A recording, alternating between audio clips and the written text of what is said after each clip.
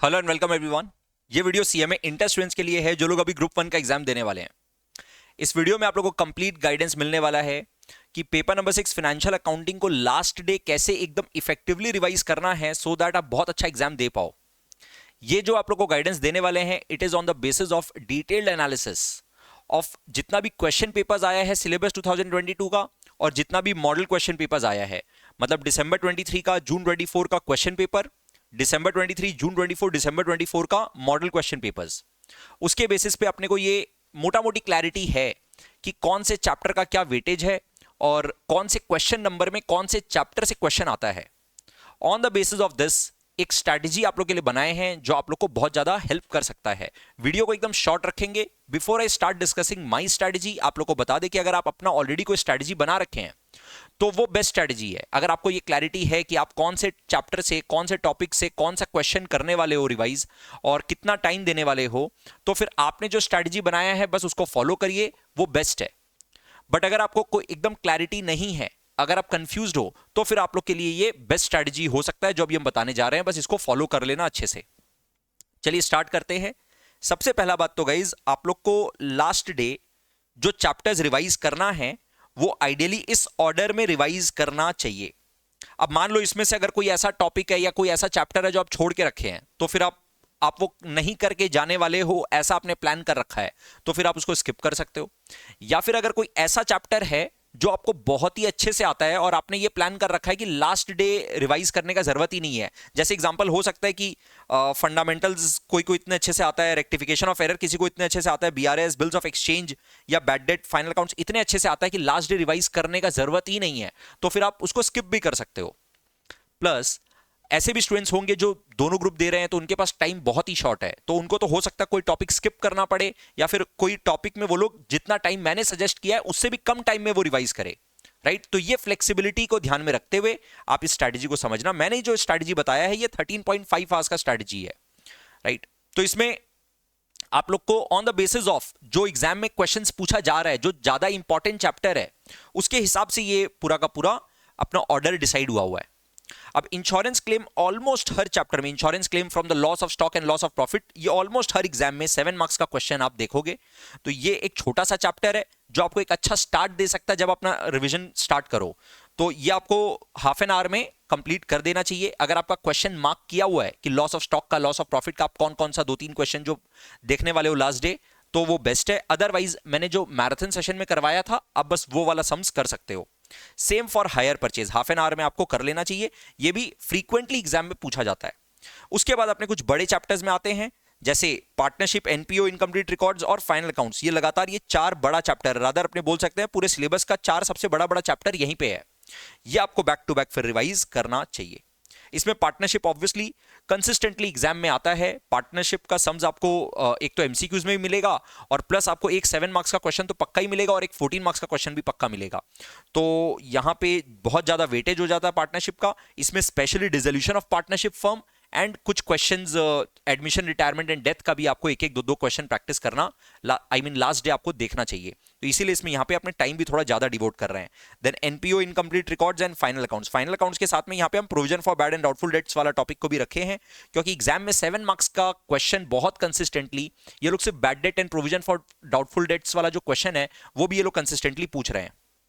उसके बाद आप accounting standards and lease, sir ये सब कहां से करना है, अगेन एक बार चलो आप लोग को वो भी बताते चलते हैं। ये आप जो ऑलरेडी मैराथन सेशन करा चुके हैं उससे कर लो।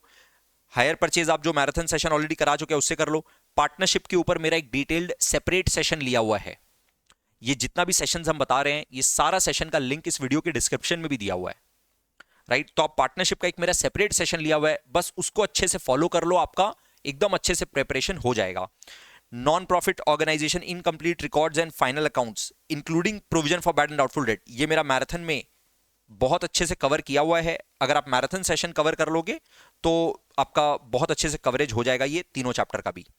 Accounting standards and lease, lease is also as only, AS 19। Accounting standards and lease के ऊपर भी मेरा एक सेपरेट सेशन लिया हुआ है। बहुत अच्छे से जो जो इंपॉर्टेंट क्वेश्चंस है वो अपने प्रैक्टिस किए हैं। इंस्टीट्यूट का मटेरियल कवर्ड है, MQP and past year questions भी कवर्ड है। उसके बाद कुछ एडिशनल क्वेश्चंस जो मेरे को लगता है कि आपके एग्जाम में आ सकता है वो सब भी कवर्ड है।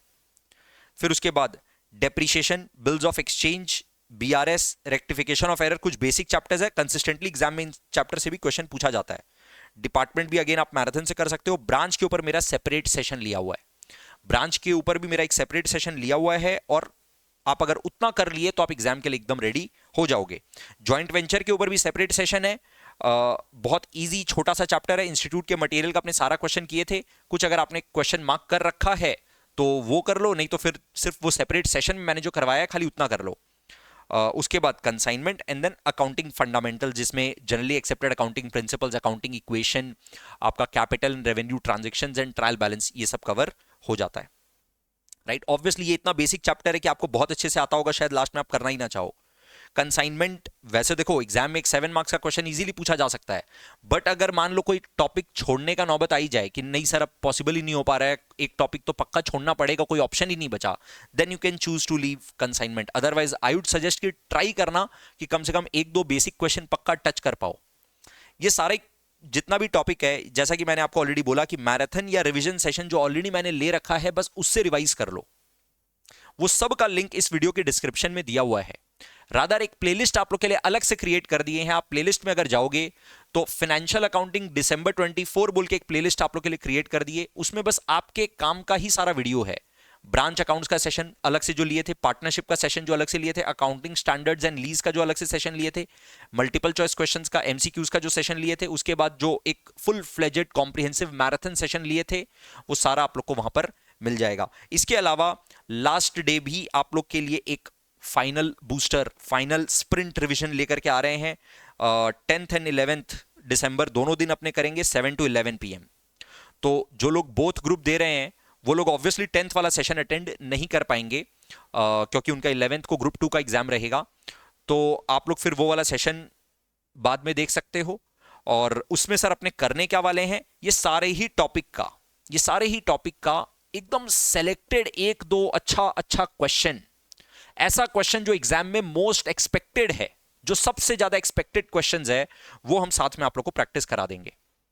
राइट, तो इससे भी आप लोग का अच्छा खासा coverage of all these topics हो जाएगा। राइट, अच्छा अब सर ये तो हुआ रिवीजन प्लान कि हम लोग को कैसे रिवाइज करना है, कहां से रिवाइज करना है, ये भी हम यहां पे आप लोगों को क्लियर कर दिए। कहां से रिवाइज करना है सर, अगर आपके पास क्लैरिटी नहीं है तो फिर आप ये marathon session, revision sessions follow कर लो, और जो हम फाइनल बूस्टर सेशन आप लोग के लिए लेने वाले हैं बस उसको फॉलो कर लेना। इसके अलावा जो मेरा मटेरियल फॉलो कर रहे हैं, जो लोग मेरे से क्लासेस लिए थे, उन लोगों को तो हम ऑलरेडी बता चुके थे कि मेरे मटेरियल से अगर आप सिर्फ इतना ये सारा क्वेश्चंस कर लो, टॉपिक वाइज कौन सा क्वेश्चन मेरे मैट का आपको करना है, ये हम आप लोग को ऑलरेडी बता रखे थे। अगर आप ये कर लेते हो then also you are absolutely covered, आप पूरी तरह से प्रिपेयर हो जाओगे अगर आप सिर्फ इतना भी कर लो तो। और अगर आप मेरा मटेरियल फॉलो नहीं कर रहे हो तो आप मेरा मैराथन सेशन या रिवीजन सेशन फॉलो कर सकते हो और बूस्टर सेशन फॉलो कर सकते हो, that will also be more than enough. Okay, अब अपने एग्जाम कैसे अपने पेपर अटेम्प्ट करें, पेपर को कैसे हम लोग को मैनेज करना है प्लान्ड तरीके से, सो दैट बहुत अच्छा एग्जाम दे पाओ। उसके लिए सबसे पहले ये समझना जरूरी है कि आपका पेपर पैटर्न एक बार एक्सपेक्टेड क्या है। ये एक्सपेक्टेड पेपर पैटर्न अगेन हम बता दें आप लोग को, ये expected paper pattern is on the basis of जो अपना अभी 2 क्वेश्चन पेपर आया है, दिसंबर 23 का, जून 24 का, एंड साथ में जितना भी मॉडल क्वेश्चन पेपर आया है दिसंबर 23, जून 24, दिसंबर 24 का, उसके बेसिस पे ये एक्सपेक्टेड पेपर पैटर्न है। क्वेश्चन नंबर 1 तो 15 MCQs of 2 marks is 30 marks है ही, उसमें पूरा मिक्स है, तो वो तो उसमें कोई स्ट्रेटजी अपने अलग से नहीं बना सकते हैं। तो क्वेश्चन नंबर 2 से लेकर के क्वेश्चन नंबर 8 जो आपका 7 क्वेश्चंस है, इसमें से आपको 5 अटेम्प्ट करना है, वो एक बार आप पेपर पैटर्न समझो। क्वेश्चन नंबर 2 का ए और बी 7 मार्क्स का है, इसमें कंसिस्टेंटली ये लोग बीआरएस और डेप्रिसिएशन पूछ रहे हैं। इट डजंट मीन कि पक्का 100% बीआरएस और डेप्रिसिएशन ही आएगा, कोई थर्ड टॉपिक नहीं आ सकता है, आ सकता है, क्यों नहीं आ सकता है, बट अपने पास 7 क्वेश्चन पेपर्स था, जितना भी मॉडल क्वेश्चन पेपर है और जितना भी क्वेश्चन पेपर है उसके बेसिस पे 7 क्वेश्चन पेपर के बेसिस पे we are able to arrive at the conclusion कि ये दोनों टॉपिक में से कोई क्वेश्चन पूछा जाना चाहिए। हो सकता है यहां पर रेक्टिफिकेशन ऑफ एरर पूछ ले, हो सकता है यहां पर ट्रायल बैलेंस पूछ ले, पॉसिबल है क्या, बिल्कुल पॉसिबल है। बट अपने पास अभी जो क्वेश्चन पेपर आया उसके बेसिस पे हम आपको बता रहे हैं कि ये दोनों टॉपिक में से एक्सपेक्टेड है। इससे ये तो पक्का क्लियर हो जाता है कि सर जो अपना फर्स्ट मॉड्यूल नहीं है क्या, एकदम जो बेसिक चैप्टर्स वाला, वहां से पूछा जाना चाहिए, ये क्लैरिटी कम से कम अपने को है। इवन क्वेश्चन नंबर 2 भी, ये 7 मार्क्स का भी, ये भी बेसिक्स से ही पूछेगा। क्या तो बैड डेट का क्वेश्चन पूछेगा, provision for bad and doubtful date वाला, या रेक्टिफिकेशन ऑफ एरर, या ट्रायल बैलेंस, या कैपिटल रेवेन्यू ट्रांजैक्शन का क्वेश्चन। मतलब सर पूरा का पूरा क्वेश्चन नंबर 2 जो अपना 14 मार्क्स आने वाला है, या काउंट जो मेन बेसिक चैप्टर है, फंडामेंटल्स वाला चैप्टर है, उससे पूछने वाला है। इसमें सर कोई टॉपिक कवर नहीं हुआ, मान लो अकाउंटिंग इक्वेशन का एक क्वेश्चन दे दिया, पॉसिबल है, करेक्ट। अच्छा सेम फिर क्वेश्चन नंबर 3 का भी पार्ट ए पार्ट बी। आप देखो इसमें ये लोग पहला वाला जो पार्ट है उसमें बिल्स ऑफ एक्सचेंज, कंसाइनमेंट या जॉइंट वेंचर में से कोई क्वेश्चन पूछने वाला है। और क्वेश्चन नंबर 3 का बी जो है उसमें क्या तो ब्रांच, हायर परचेज या लीज, इनफैक्ट इसमें डिपार्टमेंट से भी क्वेश्चन आ सकता है। अभी तक डिपार्टमेंट आया नहीं है ये 7 क्वेश्चन पेपर में, बट डिपार्टमेंट भी इजीली बन सकता है क्योंकि वो उसी कैटेगरी ऑफ चैप्टर में है, राइट। तो ब्रांच, हायर परचेज या लीज में आप एक्सपेक्ट कर सकते हो, मैक्सिमम इसमें कुछ अलग आया तो डिपार्टमेंट से आएगा। क्वेश्चन नंबर 4 आपका 14 मार्क्स का क्वेश्चन होगा, जो कि क्या तो फाइनल अकाउंट्स या इनकम्प्लीट रिकॉर्ड्स या एनपीओ से होगा। और क्वेश्चन नंबर 5 भी एक 14 मार्क्स का क्वेश्चन होगा, जो कि पार्टनरशिप से होगा। तो ये 14 मार्क्स का आपके पास क्वेश्चन है। उसके बाद क्वेश्चन नंबर 6 का part A and B. Part A में क्या तो ब्रांच या डिपार्टमेंट का क्वेश्चन आएगा। क्वेश्चन नंबर 6 बी तो अभी तक जितना क्वेश्चन पेपर अपने देख रहे हैं, हर बार ये लोग इंश्योरेंस क्लेम का ही क्वेश्चन दिया है। ये तो आप मान के चल सकते हो कि मोस्ट एक्सपेक्टेड है एकदम। इंश्योरेंस क्लेम तो आप कोई भी हालत में छोड़ नहीं सकते हो।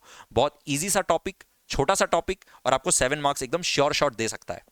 इसके साथ फिर क्वेश्चन नंबर 7 का पार्ट ए एंड बी में आप देखो अकाउंटिंग स्टैंडर्ड्स है। कोई सा भी एएस पूछ सकता है sir. When I am saying कोई सा भी एएस, इसका मतलब जो 6 अकाउंटिंग स्टैंडर्ड्स है, अकाउंटिंग स्टैंडर्ड 1, 10, 11, 12, 16 या 22।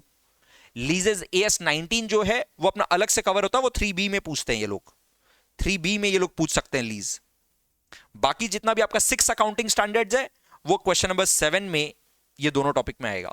इनफैक्ट क्वेश्चन नंबर 8A का भी 5 मार्क्स अकाउंटिंग स्टैंडर्ड से है।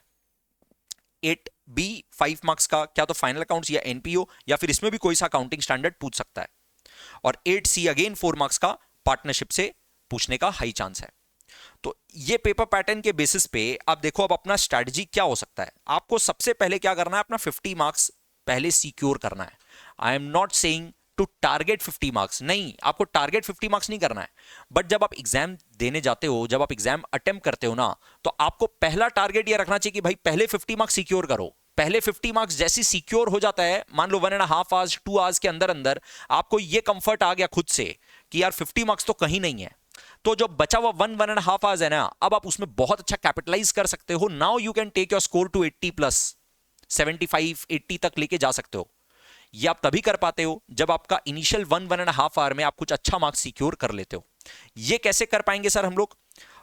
सबसे पहला काम आपको क्या करना चाहिए कि आप देखो जितना भी आपका 7 मार्क्स का क्वेश्चन है, आउट ऑफ क्वेश्चन नंबर 2 से लेकर के 8, ये 7 मार्क्स वाला क्वेश्चन नंबर 2 में जो 7 मार्क्स का क्वेश्चन है, 3 में 7 मार्क्स का है, 6, 7 और 8 में भी बोल सकते हैं। 8 में 5, 5, 4 है, बस इतना सा बात है।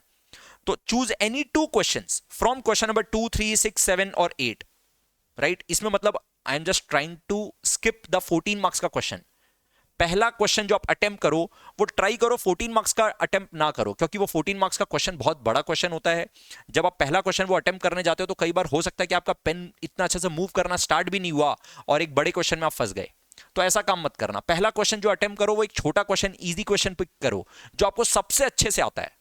Out of all these questions pick the best question जो आपको सबसे बढ़िया से आता है, एंड सेकंड बेस्ट क्वेश्चन जो आपको सबसे बढ़िया से आता है। ये 2 question try to pick and solve them first. Choose any 2 questions from these question numbers based on your strongest topics. And ये जो सिलेक्शन करना है ये आपका रीडिंग टाइम में ही आप सिलेक्शन कर लो तो बेस्ट होगा। रीडिंग टाइम में क्वेश्चन पेपर मिलते ही एमसीक्यूज मत देखो। एमसीक्यूज देख के कोई फायदा नहीं है, क्योंकि वो 15 का 15 एमसीक्यूज आपको अटेम्प्ट करना ही करना है। एकदम तुरंत देखना स्टार्ट करो ये 5 क्वेश्चंस। इवन 14 मार्क्स का क्वेश्चन भी रादर मत देखो। ये बाकी का जो बचा हुआ आपका 6 क्वेश्चंस है, 5 क्वेश्चंस है, क्वेश्चन नंबर 2, 3, 6, 7, 8, इसको अच्छे से एनालाइज करो और इसमें से 2 क्वेश्चन आइडेंटिफाई करने का कोशिश करो जो आपको सबसे बढ़िया से आता है और उसको अटेम्प्ट कर दो। तो आपने 28 मार्क्स का यहां पर अटेम्प्ट कर दिया। 28 मार्क्स ये वो वाला मार्क्स है जो आपको बहुत अच्छे से आता है, इजी क्वेश्चन लगता है आपको। उसके बाद आप एमसीक्यूज अटेम्प्ट करो। एमसीक्यूज में आउट ऑफ 15 एमसीक्यूज अगर आपका प्रिपरेशन अच्छा रहा और क्वेश्चन पेपर इजी आया तो चांसेस है कि आप 13, 14 या 15 एमसीक्यूज करेक्ट कर दोगे। अगर पेपर टफ भी आया तो भी आप 8 to 10 एमसीक्यूज भी अगर आप करेक्ट कर दिए तो वहां पर अगेन आपका 16 या 18 मार्क्स सिक्योर हो जाता है। अगर आपने ज्यादा करेक्ट कर दिया तो हो सकता है 28 या 30 मार्क्स वहां पर सिक्योर हो जाए। तो यहां पर भी आपने यहां पे 28 मार्क्स अटेम्प्ट किए, यहां पे 30 मार्क्स अटेम्प्ट किए। जैसे ही आप ये 58 मार्क्स अटेम्प्ट कर देते हो, यहां तक जैसे ही आप 58 मार्क्स अटेम्प्ट कर देते हो with in first 1.5 hours, try करो ये 1.5 आवर्स में कर पाओ। तो आपको, क्योंकि आपने एकदम बेस्ट बेस्ट क्वेश्चन को पहले अटेम्प्ट किया है, तो आपको ये फीलिंग आ सकता है कि यार 50 मार्क्स तो कहीं नहीं है, तो 1.5 हो सकता है कि 1 आवर 40 मिनट्स लग जाए, कोई प्रॉब्लम नहीं है। 1 आवर 40 मिनट्स में भी अगर आपको ये फीलिंग आ जाता है कि यार 45 टू 50 मार्क्स तो पक्का अपना सिक्योर है, कहीं नहीं गया, अब आप कैपिटलाइज कर सकते हो। अब आप देखो कोई ऐसा क्वेश्चन 14 मार्क्स वाला क्वेश्चन है क्या जो आपको अटेम्प्ट करने का जरूरत पड़ रहा है। अगर 14 मार्क्स का क्वेश्चन अटेम्प्ट करने का जरूरत पड़ रहा है तो अब यहां पर उसको पहले अटेम्प्ट करो। 2 क्वेश्चन है आपके पास, क्या तो आप उसमें से हो सकता है एक ही अटेम्प्ट करना चाहोगे या दोनों अटेम्प्ट करना चाहोगे। चांसेस ऐसा भी हो सकता है कि आप शायद 14 मार्क्स वाला दोनों ही स्किप कर दो और बाकी जितना भी छोटा क्वेश्चन है वो सारा अटेम्प्ट कर दो। तो डिपेंडिंग ऑन दैट, अगर आपको 14 मार्क्स का क्वेश्चन अटेम्प्ट करना पड़ रहा है तो आप 14 मार्क्स वाले क्वेश्चंस को यहां पर अब अटेम्प्ट करो, क्योंकि लास्ट में रखने की वजह से क्या होता है कि 14 मार्क्स का क्वेश्चन में आप थोड़े पैनिक हो जाते हो, बैलेंस शीट का सम रहता है, बैलेंस शीट मैच नहीं हो रहा होता है, तो उस समय अपने पास थोड़ा सा पैनिकी सिचुएशन हो जाता है। तो पैनिकी सिचुएशन को अवॉइड करने के लिए यहां पर ही 14 मार्क्स को पहले 1.5 आवर्स जैसे स्ट्राइक हुआ, अब 14 मार्क्स का पेपर अटेम्प्ट 14 मार्क्स वाला क्वेश्चन अटेम्प्ट करो।